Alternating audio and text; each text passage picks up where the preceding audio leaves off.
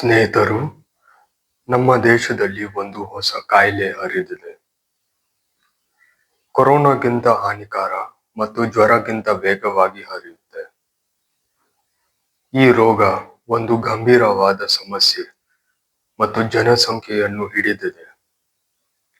ಭಾರತೀಯರು, ಈ ರೋಗ ಬರೀ ಒಂದೇ ಊರಿನಲ್ಲಿ ಅಥವಾ ನಗರಕ್ಕೆ ಮಾತ್ರ ಸೀಮಿತ ಇಲ್ಲ, ಆದರೆ ಈ ರೋಗ ಇಡೀ ದೇಶದಲ್ಲಿ ಹರಿದಿದೆ.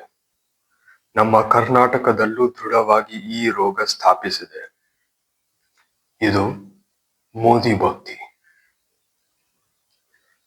ಒಂದು ಹೊಸ ಧರ್ಮ ಮತ್ತು ಒಂದು ಮೋಸದಲ್ಲಿ ಹುಟ್ಟಿರುವ ಅತಿದೃಷ್ಟ ತಂತ್ರ. ಈ ಧರ್ಮದಲ್ಲಿ ಒಳ್ಳೆಯದು ಕೆಟ್ಟವಾಗುತ್ತೆ ಮತ್ತು ಸತ್ಯ ಬದಲು ಅಸತ್ಯವೇ ಬೆಂಬಲವಾಗುತ್ತೆ. ಈ ಧರ್ಮದಲ್ಲಿ ಭ್ರಮೆವೇ ವಾಸವಾಯಿತು ಮತ್ತು ಕಹಿ ವಾಸ್ತವ ಮಣ್ಣಿನಲ್ಲಿ ಒಂದು ಶವ ಹಾಗೆಯೇ ಹೂತವಾಗಿದೆ.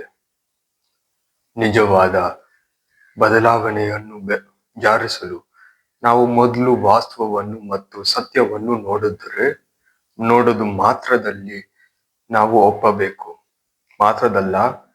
ಒಪ್ಪಬೇಕು. ಈ ಕಾರ್ಯದಲ್ಲಿ ಮೋದಿ ಭ್ರಮೆ ಅಡ್ಡ ಬರುತ್ತೆ. ವಾಸ್ತವ ಎಷ್ಟೇ ಕಹಿವಿದ್ರೂ ನಮ್ಮ ದೇಶದ ದೂರಗಾಮಿ ಬಲೆಗೋಸ್ಕರ ನಾವು ಒಪ್ಪಬೇಕು. ಕೊನೆಯಲ್ಲಿ ನಮ್ಮ ಇಡೀ ದೇಶ ಮೇಲೆ ಏರಿದ್ರೆ ನಾವೆಲ್ಲರೂ ಪ್ರತಿಯೊಬ್ಬರಿಗೂ ಲಾಭ ಸಿಗುತ್ತೆ.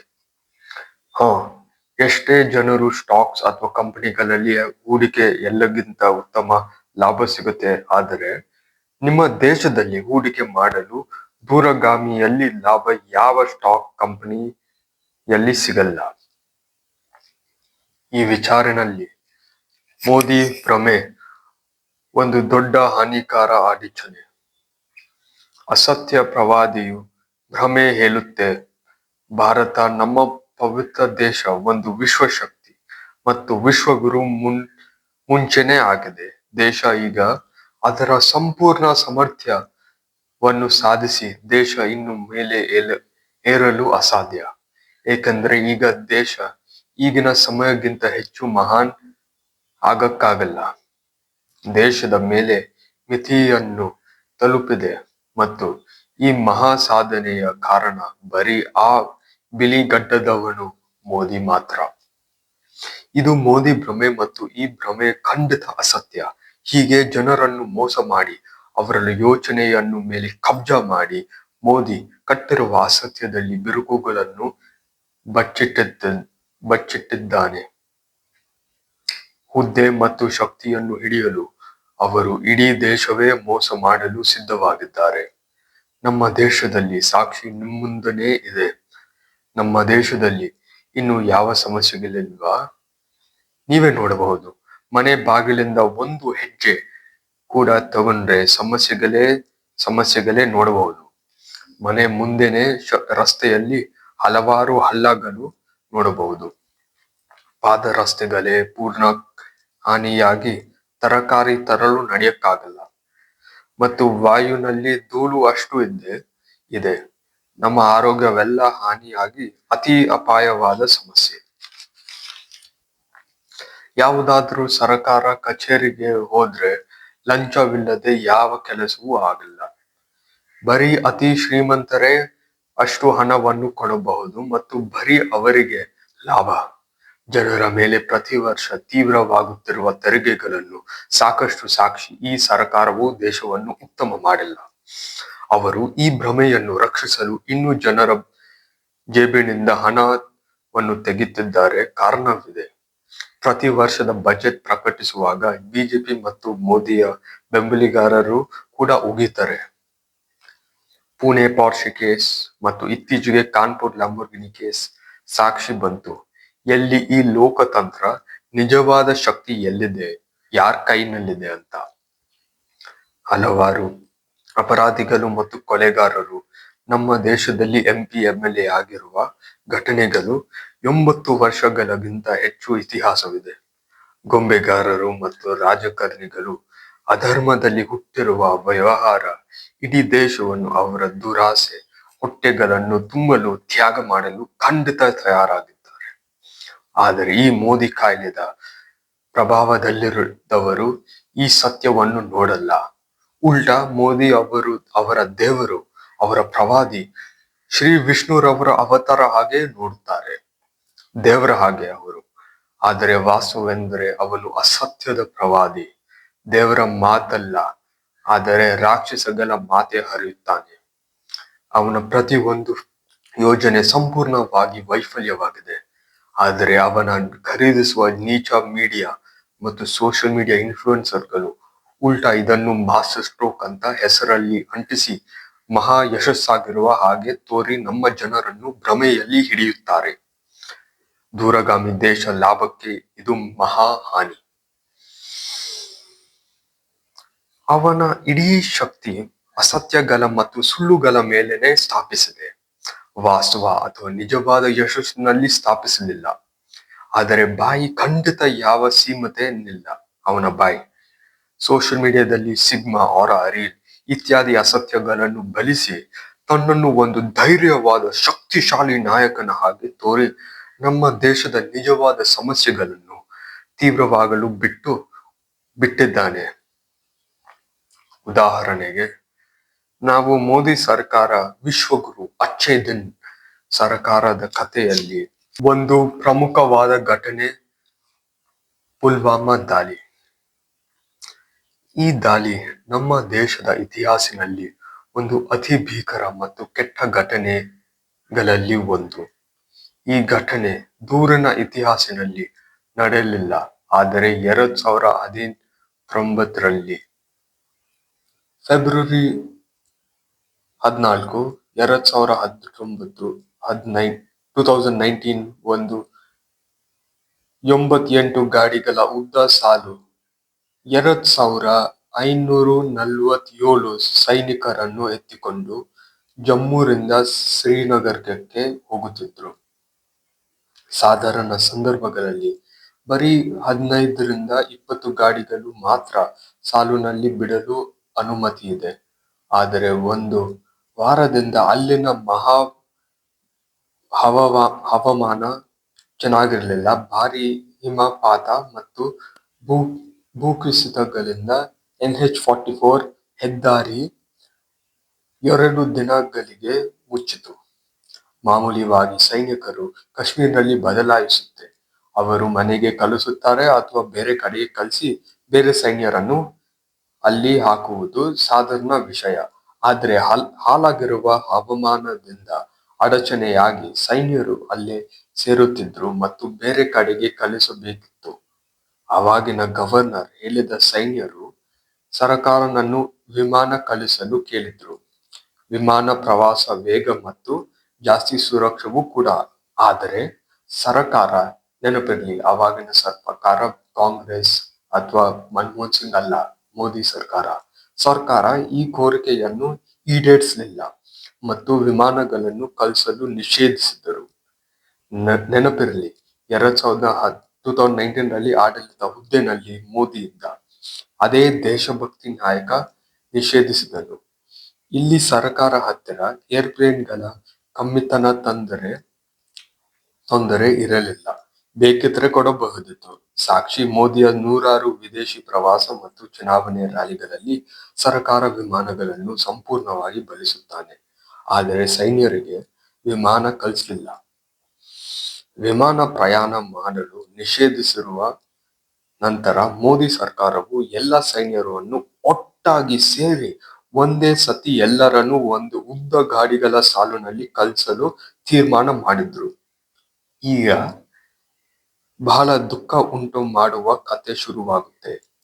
ಈ ಸಂದರ್ಭದಲ್ಲಿ ಒಂದು ದುಷ್ಟ ಉಗ್ರಗಾಮಿ ಒಂದು ಗಾಡಿಯಲ್ಲಿ ಕೆಜಿಗಳ ಸ್ಫೋಟ ವಸ್ತುವನ್ನು ತುಂಬಿಸಿ ನಮ್ಮ ಸೈನ್ಯರ ಗಾಡಿ ಹತ್ತಿರ ಹೋಗಿ ಘೋರವಾದ ಬಾಂಬ್ ಸ್ಫೋಟವಾಗಿ ಬಹಳ ನಮ್ಮ ಸೈನ್ಯರ ಹತ್ಯವಾಯಿತು.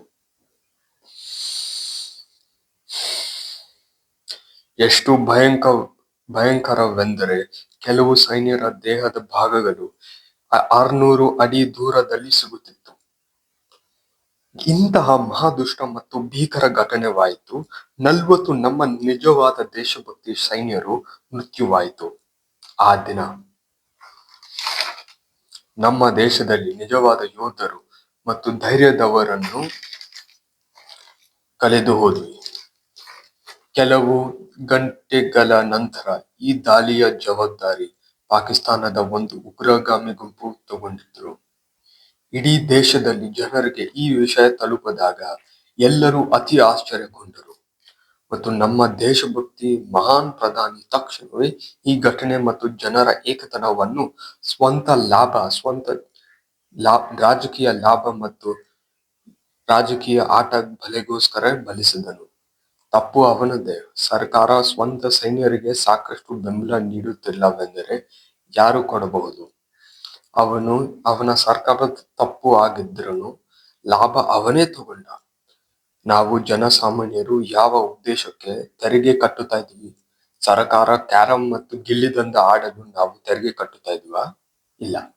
ಸ್ವಂತ ತಪ್ಪುಗಳಿಂದ ನಮ್ಮ ಸರ್ಕಾರದಿಂದ ಅಚ್ಚೇದ ಮೋದಿಯು 40 ನಿಜವಾದ ದೇಶಭಕ್ತಿಯರು ಮೃತ್ಯುವಾಯಿತು. ನಾವು ಜನರು ಸರ್ಕಾರ ಸೃಷ್ಟಿಸುವ ಕಾರಣವೇ ನಮ್ಮನ್ನು ಉಗ್ರಗಾಮಿ ಮತ್ತು ಸ್ವಾರ್ಥಿಗಳಿಂದ ಸುರಕ್ಷಿಸಲು ಮತ್ತು ಸರ್ಕಾರ ತಮ್ಮ ಕರ್ತವ್ಯವನ್ನೇ ಪೂರ್ಣಿಸಲು ಅಸಾಧ್ಯವೆಂದರೆ ನಾವು ಯಾವ ಖುಷಿಗೋಸ್ಕರ ತೆರಿಗೆ ಕಟ್ಟುತ್ತಾ ಇದ್ದೀವಿ? ಮೋದಿ ಸರ್ಕಾರದಲ್ಲಿ ಸ್ವಲ್ಪನೂ ನೈತಿಕತೆ ವಿದ್ದಿದ್ರೆ ಈ ಘಟನೆ ಸಂಬಂಧಿಸುವ ಮಂತ್ರಿ ತಕ್ಷಣವೇ ತಮ್ಮ ಕೆಲಸವನ್ನು ಸರಿಯಾಗಿ ಮಾಡಕ್ಕಾಗಲಿಲ್ಲ ಕಾರಣದಿಂದ ಮೊದಲು ಜನರ ಮುಂದೆ ತಮ್ಮ ತಪ್ಪುವನ್ನು ಒಪ್ಪಿಕೊಂಡು ರಾಜೀನಾಮೆ ಕೊಡಬೇಕಿತ್ತು. ಆದರೆ ನಮ್ಮ ಗೃಹ ಮಂತ್ರಿ ಅಮಿತ್ ಶಾ ಇದರಲ್ಲಿ ಎರಡನ್ನೂ ಮಾಡಿಲ್ಲ. ಉಲ್ಟಾ ಮೋದಿ 2019 ಚುನಾವಣೆಗಳಿಗೆ ನಾಚಿಕೆವಿಲ್ಲದೆ ಈ ಘಟನೆಯನ್ನು ವೋಟ್ ಗೆದ್ದಲು ಬಳಸಿದ. ಇತಿಹಾಸದಲ್ಲಿ ನಾವು ಮೊದಲೇ ಸತಿ ನೋಡುತ್ತಾ ಇದ್ದೀವಿ. ಒಬ್ಬ ಮೂರ್ಖ ಮತ್ತು ಕೆಲಸವನ್ನು ಸರಿಯಾಗಿ ಮಾಡಿಲ್ಲ ಕಾರಣದಿಂದ ಬೈಗಳನ್ನು ತಿನ್ನುವ ಬದಲು ಜೋರಾಗಿ ಹೊಗಳಿಕೆ ಸಂಪಾದಿಸುತ್ತಾನೆ. ನಿಮ್ಮ ಗಾಡಿ ಉದಾಹರಣೆಗೆ ನೀವು ತಗೊಳ್ಳಿ. ನಿಮ್ಮ ಮಗ ನಿಮ್ಮ ಗಾಡಿಯನ್ನು ವೇಗವಾಗಿ ಚಲಿಸಿ ಯಾವ ಗೋಡೆಗೆ ಹೊಡೆದು ನಿಮ್ಮ ಗಾಡಿಯನ್ನು ಚಿಂದಿ ಚಿತ್ರಣ ಮಾಡಿ ನಿಮ್ಮ ಜೇಬಿಗೆ ಲಕ್ಷಾಂತರ ರೂಪಾಯಿ ನಾಶವಾಗಿದ್ರೆ ಮಗನನ್ನು ಬೈಗಳನ್ನು ತಿನ್ನುವ ಬದಲು ನೀವು ಜೋರಾಗಿ ಚಪ್ಪಲೆ ಕೊಟ್ಟು ಶಬಾಷ್ ಮಗ ತಗೋ ಐಸ್ ಕ್ರೀಮ್ ತಿನ್ಕೋ ಅಂತ ಮಾಡುವ ಹಾಗೆಯೇ ಆಯ್ತು ಇಲ್ಲಿ. ಈ ಘಟನೆಯು ಮೋದಿನ ಶಕ್ತಿಯನ್ನು ತೋರಿಸಲಿಲ್ಲ, ಆದರೆ ಬದಲು ಅವನ ದೌರ್ಬಲ್ಯತನ ಮತ್ತು ಆಡಳಿತದಲ್ಲಿ ಯಾವ ಪ್ರತಿಭೆ ಇಲ್ಲ ಅಂತ ಸ್ಪಷ್ಟವಾಗಿ ತೋರಿಸಿತ್ತು. ನೋಡಿ, 7 ವರ್ಷದ ನಂತರವೂ ಈ ಅತಿ ಘೋರ ಘಟನೆ ನಡೆಯಿತು. ಆದರೆ ಇವತ್ತಿಗೂ ಮೋದಿ ಜವಾಬ್ದಾರಿ ತಗೊಂಡಿಲ್ಲ ಮತ್ತು ಯಾವ ಸಂಬಂಧಿಸುವ ಮಂತ್ರಿ ರಾಜೀನಾಮೆ ಕೂಡ ಕೊಟ್ಟಿಲ್ಲ. ಬದಲು ತಮ್ಮ ತಪ್ಪುಗಳನ್ನು ಬಚ್ಚಿಟ್ಕೊಂಡು ಈ ಭೀಕರ ಘಟನೆಯನ್ನು ರಾಜಕೀಯ ಚುನಾವಣೆಗಳಲ್ಲಿ ಲಾಭ ತಗೊಂಡ್ರು ನಮ್ಮ ಅಸತ್ಯ ಪ್ರವಾದಿ ಮೋದಿ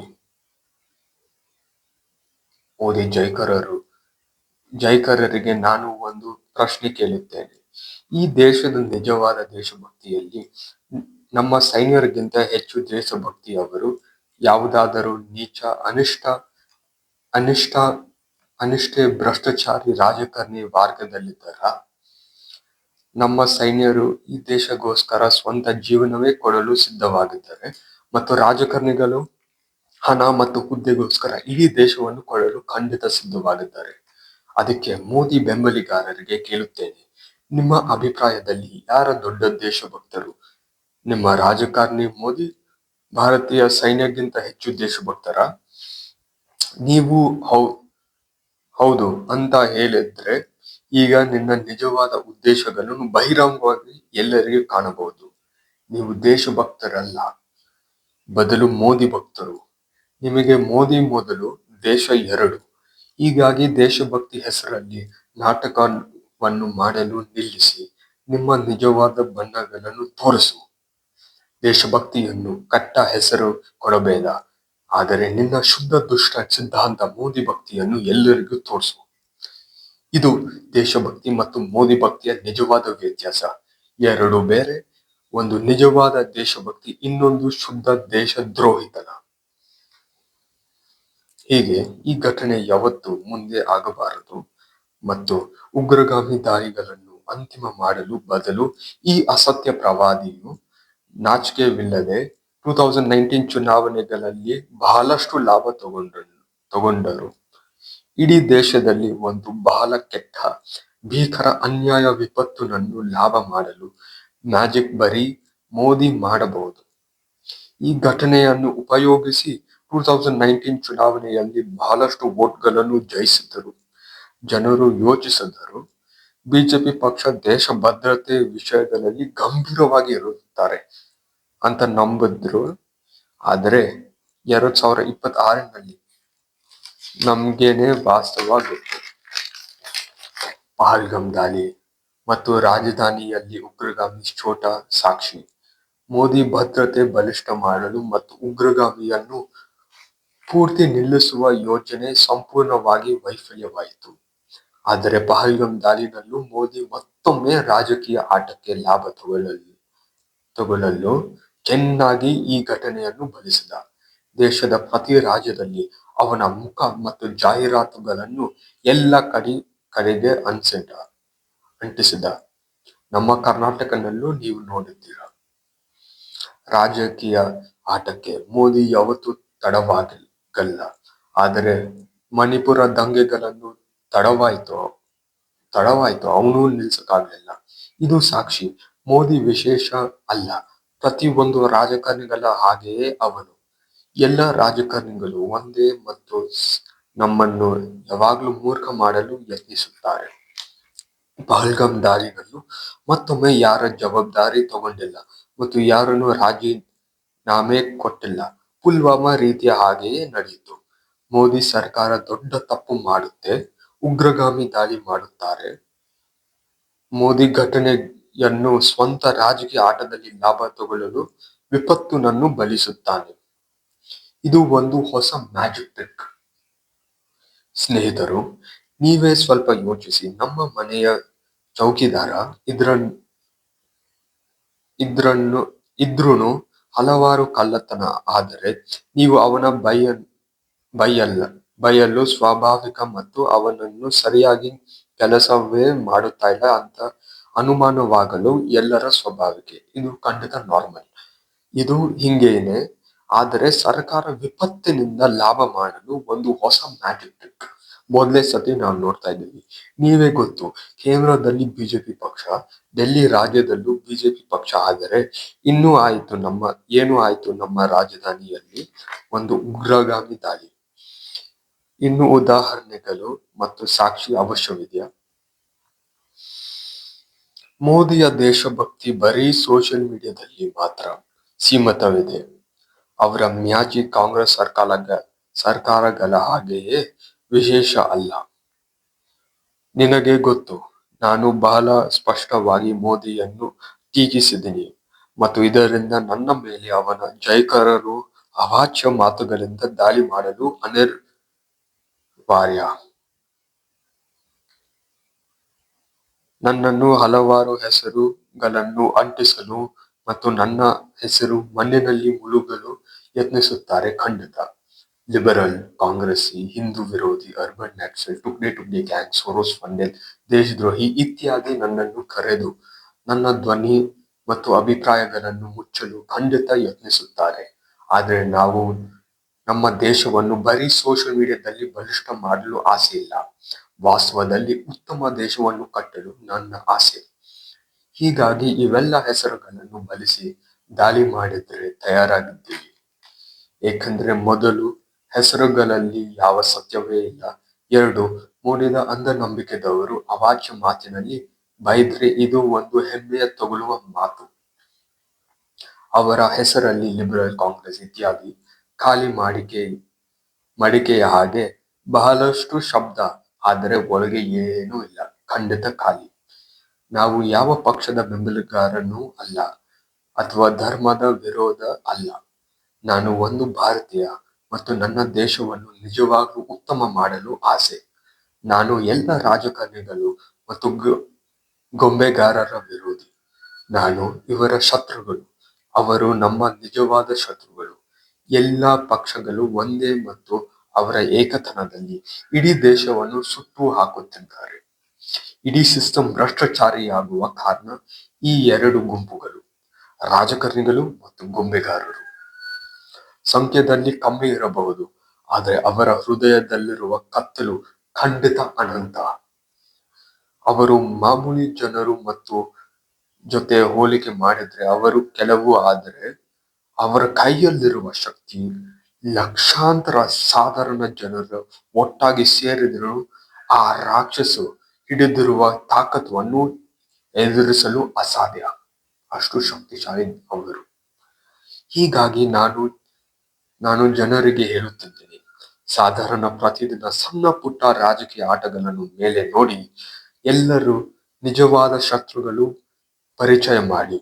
ಎಲ್ಲರ ತಲೆಯಲ್ಲೂ ಮೆದುಳು ಇದೆ, ಉಪಯೋಗಿಸಿ ಮತ್ತು ನೀವೇ ಯೋಚನೆ ಮಾಡಿ. ದೇಶದ ಪ್ರತಿ ಒಂದು ಚುನಾವಣೆ ಅಥವಾ ಸಮಸ್ಯೆಯಲ್ಲಿ ಲಾಭ ಸಿಗುವವರು ಯಾರು? ಜನರು ಅಥವಾ ಶಕ್ತಿಶಾಲಿಯವರು? ಕಾನೂನಿಂದ ಪಾರಾಗಲು ಯಾರ ಹತ್ರ ಶಕ್ತಿ ಇದೆ? ಜನರು ಅಥವಾ ಈ ಎರಡು ಗುಂಪುಗಳು? ನಿಮ್ಗೆ ಗೊತ್ತು, ಇತ್ತೀಚೆಗೆ ನಡೆದ ಲ್ಯಾಂಬೋರ್ಗಿನಿ ಕೇಸ್ನಲ್ಲಿ ಆ ಶ್ರೀಮಂತನ ಹೇಗೆ ಕಾನೂನಿಂದ ಪಾರಾಗುತ್ತಿದ್ದ. ಮತ್ತು ಮೇ 2024ನ ಪುಣೆ ಪೋರ್ಷೆ ಕೇಸ್ನಲ್ಲಿ ನಮ್ಮ ನ್ಯಾಯ ಮತ್ತು ಕಾನೂನಿನ ಭ್ರಷ್ಟಾಚಾರಿ ಸ್ಪಷ್ಟವಾಗಿ ಎಲ್ಲರೂ ನೋಡಿದ್ರು. ಕೊಲೆಗಾರನು 2 ಜನರನ್ನು ಕೊಲ್ಲುವ ನಂತರ ತಕ್ಷಣವೇ ಅಧಿಕಾರಿಗಳು ಬಿಟ್ಟು ಒಂದು 300 ಪದಗಳ ಪ್ರಬಂಧ ಅವನ ದಂಡ. ವಾಹ್! ಮೋದಿಯು ಈ ಅನ್ಯಾಯವನ್ನು ಸೋಲಿಸಲು ವೈಫಲ್ಯವಾದನು, ಆದರೆ ಅವನ ಜೈಕಾರರು ಒಪ್ಪುತ್ತಾ ಇಲ್ಲ. ಅವರ ನಂಬಿಕೆಯಲ್ಲಿ ಮೋದಿ ವಿಶೇಷ ಮತ್ತು ಅವನು ಯಾವ ತಪ್ಪು ಅಥವಾ ಅನ್ಯಾಯ ಮಾಡುವುದು ಅಸಾಧ್ಯ. ಸತ್ಯವೆಂದರೆ ನಾವು ಬರೀ ಮೋದಿ ಅಥವಾ ಯಾವುದೇ ಒಂದು ರಾಜಕಾರಣಿಯ ಮೇಲೆ ಆರೋಪ ಹಾಕಕ್ಕಾಗಲ್ಲ. ಬದಲು ಇಡೀ ರಾಜಕಾರಣಿ ವರ್ಗ ಮೇಲೇನೆ ಹಾಕಬೇಕು. ಅವರ ಮೊಂಡುತನ ಮತ್ತು ಅಹಂಕಾರ ಅತಿ ಬಹಿರಂಗವಾಗಿ ಘೋಷಿಸುತ್ತಾರೆ. ತಾವೇ ಮಾಲೀಕರು ಮತ್ತು ಜನರೆಲ್ಲ ಗುಲಾಮರುಗಳ ಹಾಗೆ ನೋಡುತ್ತಾರೆ. ಅವರು ತಮ್ಮ ಸ್ವಾರ್ಥಿ ಮತ್ತು ಶುದ್ಧ ರಾಕ್ಷಸ ಮಾನಸಿಕ ಯೋಚನೆಯಲ್ಲಿ ಅವರು ಏನಾದ್ರೂ ಮಾಡಬಹುದು. ಇಡೀ ದೇಶ ಅವರ ಸ್ವಂತ ಮೈದಾನ ಹಾಗೆ ನೋಡುತ್ತಾರೆ. ಈ ದುಷ್ಟ ಅನ್ಯಾಯದ ದೇಶದಲ್ಲಿ ಅವರು ವಿಐಪಿಗಳು ಮತ್ತು ಜನರೆಲ್ಲ ಅವರ ಗುಲಾಮ್ಗಳ ಹಾಗೆ ಭಾವನೆ ಅವರಲ್ಲಿ ಇದೆ. ಬರೀ ಈ ದೇಶದಲ್ಲಿ ಕೊಲೆ, ಭ್ರಷ್ಟಾಚಾರಿ, ಅತ್ಯಾಚಾರಿ, ಸ್ತ್ರೀಯರ ಮೇಲೆ ಹಿಂಸೆ ಎಲ್ಲ ಅಪರಾಧಿ ಮಾಡಿದ್ರು MLA MP ಆಗುತ್ತಾರೆ ಈ ದೇಶದಲ್ಲಿ. ರಾವಣ ಕೆಟ್ಟವನು ಖಂಡಿತ, ಆದರೆ ನಮ್ಮ ರಾಜಕಾರಣಿಗಳು ಅವನ ಹೋಲಿಕೆ ಮಾಡಿದ್ರೆ ರಾವಣ ಎಷ್ಟು ಸತಿ ಒಳ್ಳೆಯವನು. ಈ ದೇಶದಲ್ಲಿ ರಾಜಕಾರಣಿಗಳು ಒಂದು ಬಿಳಿ ಬಟ್ಟೆ ಮತ್ತು ಸರಳ ವೇಷ ಹಾಕಿದ್ರೆ ಅವರು ಜನಸಾಮಾನ್ಯರನ್ನು ಮೂರ್ಖ ಮಾಡುತ್ತಾರೆ ಅಂತ ಅವರ ಉದ್ದೇಶ. ಆದರೆ 2026ನಲ್ಲಿ ಅವರ ಸುಳ್ಳು ರೂಪದಲ್ಲಿ ಬಿರುಕುಗಳು ಕಾಣುತ್ತದೆ. ಇಡೀ ದೇಶ ಅವರ ಭ್ರಷ್ಟಾಚಾರಿ ಮತ್ತು ಸ್ವಾರ್ಥಿತನ ಆತ್ಮ ನೋಡಿದ್ದೀವಿ. ಮೋದಿ ಅಥವಾ ರಾಹುಲ್ ಗಾಂಧಿ, ಬಿಜೆಪಿ ಅಥವಾ ಕಾಂಗ್ರೆಸ್, ಇವೆಲ್ಲ ಇಬ್ಬರು ಒಂದು ರಾಕ್ಷಸದ 2 ಕೊಂಬುಗಳು. ಅವಿಬ್ಬರಲ್ಲಿ ಯಾವುದೇ ವ್ಯತ್ಯಾಸವಿಲ್ಲ. ಒಂದು ಹದ್ದುದ 2 ರೆಕ್ಕೆಗಳು. ಮತ್ತು ನಮ್ಮ ದೇಶದ ಎಲ್ಲ ಸಮಸ್ಯೆಗಳಲ್ಲಿ 2 ಪಕ್ಷವೂ ದೊಡ್ಡ ಪಾತ್ರವಿದೆ. ದೇಶದ ಎಲ್ಲ ಪಕ್ಷಗಳು ವಾಸ್ತವದಲ್ಲಿ ಹೇಳಿದೆ ರಾವಣದ 10 ಮುಖಗಳ ಹಾಗೆಯೇ. ರಾವಣದ ಪ್ರತಿಯೊಂದು ಪಾಪ ಆ ರಾಜಕಾರಣಿ ವರ್ಗ ಖಂಡಿತ ಭಾಗವಹಿಸುತ್ತಾರೆ. ಖಂಡಿತ. ದುರಹಂಕಾರ ಹೌದು, ಭ್ರಷ್ಟಾಚಾರಿ ಹೌದು, ಮೊಂಡುತನ ಹೌದು, ಸ್ವಾರ್ಥಿತನ ಹೌದು, ತಾವೇ ದೇವರ ಮಕ್ಕಳು ಮತ್ತು ಬೇರೆಯವರೆಲ್ಲ ಕೀಡಗಳ ಭಾವನೆ ಹೌದು, ಅಸತ್ಯ ಹರಿಯುವುದು ಹೌದು. ರಾವಣದ ಪ್ರತಿಯೊಂದು ಮುಖ ಇವರ ಹತ್ತಿರ ಇದೆ. ಆದರೆ ಚುನಾವಣೆಯ ಸಮಯದಲ್ಲಿ ದೇವರ ಹೆಸರಲ್ಲಿ ತಗೊಂಡು ಒಂದು ಶುದ್ಧ ಪವಿತ್ರ ವ್ಯಕ್ತಿಯ ಹಾಗೆ ತೋರಲು ಯತ್ನಿಸುತ್ತಾರೆ. ನೀವೇ ನೋಡಿ. ಆದರೆ ನಮ್ಗೆಲ್ಲರಿಗೂ ಗೊತ್ತು, ಅವರು ಜನರಿಗೆ ಸೇವೆಗೋಸ್ಕರ ಚುನಾವಣೆಯನ್ನು ಹೋರಾಟ ಮಾಡುತ್ತಾ ಇಲ್ಲ, ಬದಲು ಸುಲಭವಾಗಿ ಅನ್ಯಾಯ ರೀತಿಯಲ್ಲಿ ಸಂಪಾದಿಸಲು ಬರುತ್ತಾರೆ. ಸ್ನೇಹಿತರು, ನಿಮ್ಮ ಹಣ, ನಿಮ್ಮ ಕಷ್ಟಪಟ್ಟು ದುಡಿದಿರುವ ದುಡ್ಡು, ಕಂಪನಿಯಲ್ಲಿ ಗುಲಾಮ್ ಆಗಿ ಕೆಲಸ ಮಾಡಿದ ಮೇಲೆ ಬಂದಿರುವ ಹಣ, ಟೆನ್ಷನ್, ಸ್ಟ್ರೆಸ್, ಬೆವರು, ಸಮಯ ಮತ್ತು ಕೆಲವು ಸಂದರ್ಭಗಳಲ್ಲಿ ರಕ್ತವೂ ಸುರಿದು ನಿಮ್ಮ ಧರ್ಮದ ಹಣವನ್ನು ತಿನ್ನುತ್ತಾರೆ. ಇವೆಲ್ಲ ಮಾಡಿ ಒಂದು ರಸ್ತೆ ಕೂಡ ಮಾಡಲು ಅವರ ಕೈಯಲ್ಲಿ ಅಸಾಧ್ಯ. ಒಂದು ರಸ್ತೆ ಕೂಡ ಮಾಡಕ್ಕಾಗಲ್ಲ ಅವರು. ಆದ್ರೆ ಅವರ ಅನಂತ ದುರಾಸೆ ನಿಮ್ಮ ಹಣವನ್ನು ತಿನ್ನಲು ಖಂಡಿತ ಸಾಧ್ಯ. ನೋಡಿ, ನಮ್ಮ ಸರ್ಕಾರ ನಮ್ಮ ಇಡೀ ಸಿಸ್ಟಮ್ ನಲ್ಲಿ ಗೆದ್ದಲುಗಳು ಸೇರಿದೆ. ಅವರೇ ಒಳಗಿನಿಂದ ನಮ್ಮ ದೇಶದ ಆಂತರಿಕ ಶಕ್ತಿ, ಶುದ್ಧತೆ ಮತ್ತು ಧರ್ಮವನ್ನು ಕೊಳೆಯುತ್ತಿದ್ದಾರೆ. ಇದರಿಂದ ಪ್ರಪಂಚದ ಬೇರೆ ದೇಶಗಳು ನಮ್ಮನ್ನು ಏರಿ ಯಾವಾಗಲೂ ಎಲ್ಲ ಕ್ಷೇತ್ರದಲ್ಲೂ ಹಿಂದೆ ಇರುವ ಕಾರಣ ನೀವೇ ಸಾಕ್ಷಿ ನೋಡಿ. ಎಐ ವಿಷಯ ನೀವೇ ಸಾಕ್ಷಿ ನೋಡಿ. ಎಐ ವಿಷಯ ಒಂದು ಬಹುಮುಖ್ಯ ಕ್ಷೇತ್ರ. ಅದು ನಮ್ಮ ಇಡೀ ದೇಶ, ನಾನು, ನಿಮ್ಮ ಭಾಗಕ್ಕೆ ಪರಿಣಾಮಗಳಿವೆ ಮತ್ತು ಇಡೀ ಪ್ರಪಂಚದ ಮಾರ್ಗವನ್ನು ನಿರ್ಧರಿಸುವ ಶಕ್ತಿ ಅದರಲ್ಲಿ ಇದೆ. ಈ ಸ್ಪರ್ಧೆನಲ್ಲಿ ಚೀನಾ ಮತ್ತು ಅಮೆರಿಕ ಗಂಭೀರವಾಗಿ ಸ್ಪರ್ಧೆ ಮಾಡುತ್ತಿದ್ದಾರೆ ಮತ್ತು ನಮ್ಮ ದೇಶ, ನಿಮ್ಮ ದೇಶ ಸ್ಪರ್ಧೆನಲ್ಲೇ ಇಲ್ಲ. ಇತ್ತೀಚೆಗೆ ತಮ್ಮ ವೈಫಲ್ಯಗಳನ್ನು ಜನರಿಂದ ಮುಚ್ಚಲು ತಮ್ಮ ಮೋದಿ ಒಂದು ಎಐ ಸಮಿಟ್ ಮಾಡಿದ್ದಾರೆ ಡೆಲ್ಲಿನಲ್ಲಿ. ಆದರೆ ಅದರಲ್ಲೂ ನಾಟಕ ಮಾಡಿ ಒಂದು PR ಮತ್ತು ಕ್ಯಾಮ್ರಾಮನ್ಗಳ ಮೇಲ ಮಾಡಿದ. ಇದು ಎಐ ಸಮಿಟ್ ಆಗಿಲ್ಲ, PR ಸಮಿಟ್ ಆಯ್ತು. ಇದು ತೋರಿಸುತ್ತೆ ನಮ್ಮ ಸರ್ಕಾರದ ದೌರ್ಬಲ್ಯವಾದ ಸ್ಥಿತಿ. ಫೋಟೋಶೂಟ್ ಮಾಡಿದ್ರೆ ಎಐ ಸಮಸ್ಯೆಗಳವೆಲ್ಲ ತನ್ನನ್ನೇ ಸರಿ ಮಾಡಲ್ಲ. ಇಲ್ಲ, ನಮ್ಮ ದೇಶದಲ್ಲಿ ರಿಯಲ್ ಮಂತ್ರಿ ಇಲ್ಲ, ರೀಲ್ ಮಂತ್ರಿ ಇದೆ. ನಮ್ಮ ಸರ್ಕಾರ ನಿಜವಾಗ್ಲೂ ಎಐ ಕ್ಷೇತ್ರದ ಪ್ರತಿಭೆದವರಿಗೆ ಬೆಂಬಲ ಕೊಡಬೇಕು. ಯಾವುದು ಕಚಡ ರಾಜಕಾರಣಿಯನ್ನು ಚುನಾವಣೆಯನ್ನು ಗೆದ್ದಲು ಬೆಂಬಲ ಕೊಡಬಾರದು. ನಮ್ಮ ಇಡೀ ದೇಶದ ಭಾಗ್ಯ ಇಲ್ಲಿ ಪ್ರಶ್ನೆಯಲ್ಲಿದೆ. ಆದರೆ ನಮ್ಮ ದೇಶದ ರಾಜಕಾರಣಿಗಳು ಮತ್ತು ಗೊಂಬೆಗಾರರು, ಸ್ನೇಹಿತರು ಯಾವ ಗಮನ ಅಥವಾ ಕಾಳಜಿ ಕೊಡುತ್ತಾ ಇಲ್ಲ.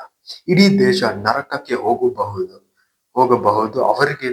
ಅವರಿಗೆ ಸಮಸ್ಯೆಗಳು ಶುರುವಾದರೆ ಅವರೇ ತಕ್ಷಣವೇ ಎಲ್ಲ ಹಣ ಮತ್ತು ಆಸ್ತಿಯನ್ನು ಎತ್ತಿಕೊಂಡು ದೇಶವನ್ನು ಪಾರಾಗಿ ವಿದೇಶಿನಲ್ಲಿ ಒಂದು ಹೊಸ ರಾಜನ ಜೀವನ ಶುರು ಮಾಡುತ್ತಾರೆ ಮತ್ತು ಕೊನೆ ತನಕ ಒಂದು ಖುಷಿಯಾದ, ಶಾಂತಿಯಾದ ಜೀವನ ನಡೆಯುತ್ತಾರೆ. ನಿಮ್ಮ ಹಣವನ್ನು ಅವರ ಕನಸುಗಳು ಈಡೇರಿಸುತ್ತೆ. ಜನರು ದೇಶದಲ್ಲಿ ನರಕದಲ್ಲಿ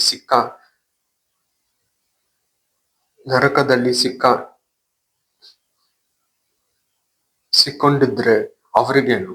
ಇಂತಹ ರಾಕ್ಷಸ ರಾಜಕಾರಣಿಗಳ ಮತ್ತು ಗೊಂಬೆಗಾರರು ನಮ್ಮ ದೇಶದ ಒಡೆಯರಾಗಿದ್ದಾರೆ. ಅವರ ಸ್ವಾರ್ಥಿತನದಲ್ಲಿ ಭ್ರಷ್ಟಾಚಾರಿ ರಾಕ್ಷಸ ನಾವೇ ಬಲಿಯಾಗುತ್ತಿದ್ದೀವಿ. ನಾವು ಸರ್ಕಾರದ ಆಂತರಿಕ ಕೊಳೆಯುತ್ತಿರುವ ಸಾಕ್ಷಿ. ಅದರ ಭ್ರಷ್ಟಾಚಾರಿ ಸರ್ಕಾರದ ಮೇಲೆ ಮಂತ್ರಿಗಳಿಂದ ಕಚೇರಿ ಕೆಲಸ ಮಾಡುವವರು ಎಲ್ಲರೂ ಭಾಗವಹಿಸುತ್ತಾರೆ ಭ್ರಷ್ಟಾಚಾರದಲ್ಲಿ.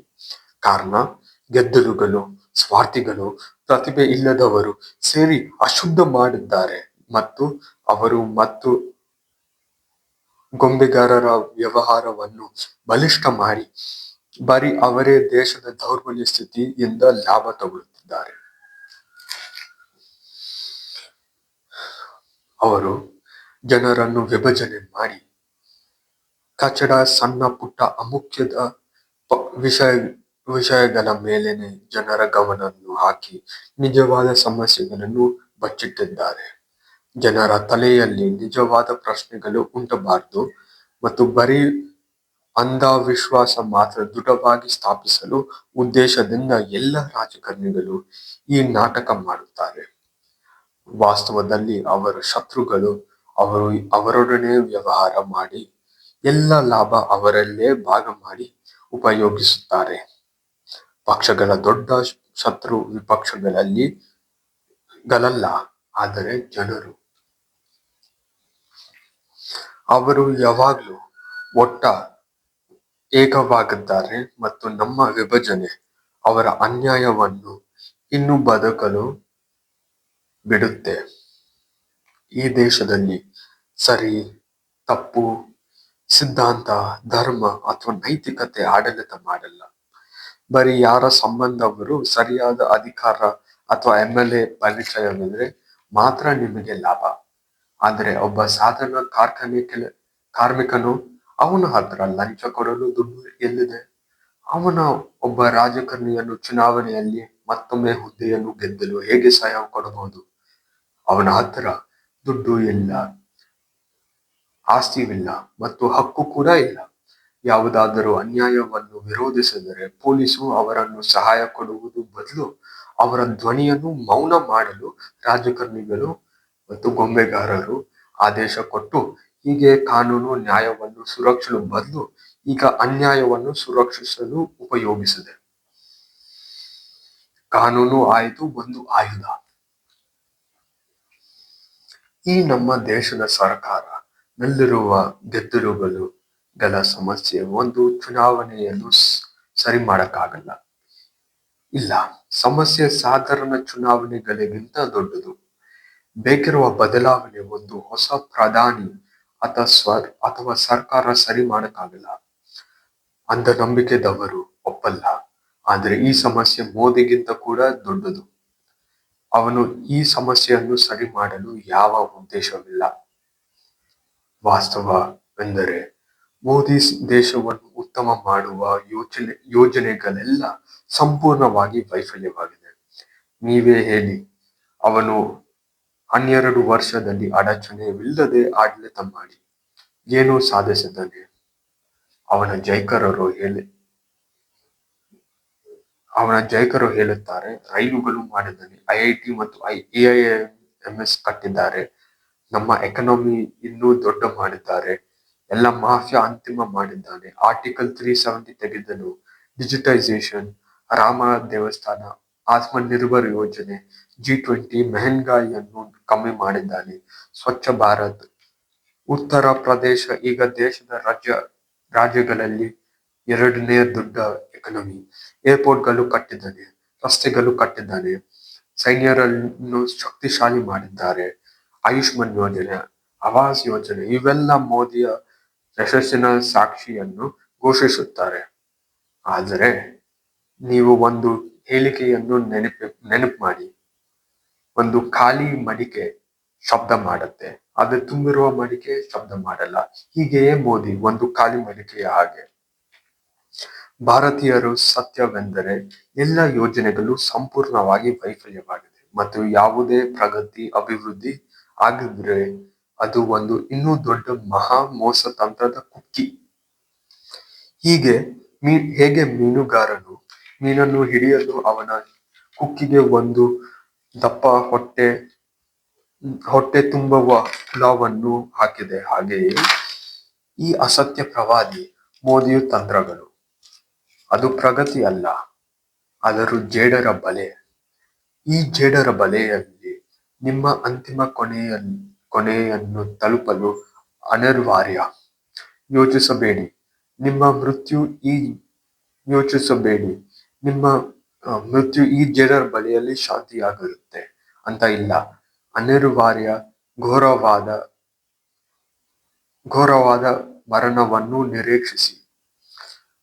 ನಮ್ಮ ಕಣ್ಣಿನ ಮುಂದೆನೆ ನೆಲ ಕೆಳಗಿಂದಲೇ ಲೂಟಿಯಾಗುತ್ತಾ ಇದೆ.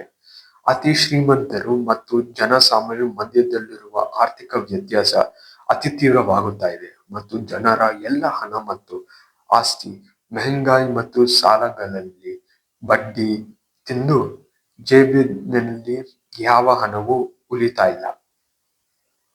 ಅವೆಲ್ಲ ಅಭಿವೃದ್ಧಿ ಪ್ರಗತಿ ಯಾರಿಗೋಸ್ಕರ ಕಟ್ಟುತ್ತಾ ಇದ್ದಾರೆ ಸರ್ಕಾರ? ಜನರು ಅವೆಲ್ಲ ಉಪಯೋಗಿಸಲು ಹಣವೇ ಇಲ್ಲ. ಮತ್ತು ಇದೆಲ್ಲ ಬಲೆ ಯಾರಿಗೆ? ಇಡೀ ಪ್ರಪಂಚವು ಭಾರತೀಯ ವಿರೋಧಿ ಭೇದಭಾವ ಮತ್ತು ಅವಾಚ್ಯ ಮಾತಿನಿಂದ ದಾಳಿ ಮಾಡುತ್ತಾ ಇದ್ದಾರೆ. ಮತ್ತು US, ಚೈನಾ AI ಸ್ಪರ್ಧೆಯಲ್ಲಿ ಭಾರತ ಮುಂದೆ ಸಾವಿರಾರು ಅಡಿ ದಾಟಿ ಹೋದ್ರು.